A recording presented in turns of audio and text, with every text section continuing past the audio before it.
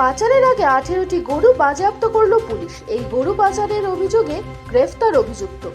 বুধবার গভীর রাতে অভিযান চালিয়ে বীরভূমের রামপুরহাট থানার গ্রাম থেকে একটি গরু বোঝাই 4 চাকার গাড়ি আটক করে পুলিশ। আটক গরুগুলি কোনো রকম বৈধ কাগজপত্র দেখাতে না পারায় গরুগুলিকে বাজেয়াপ্ত করা হয়।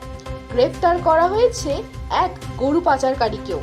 ধৃতকে বৃহস্পতিবার রামপুরহাট মহকুমা আদালতে নিয়ে যাওয়া হয়েছে।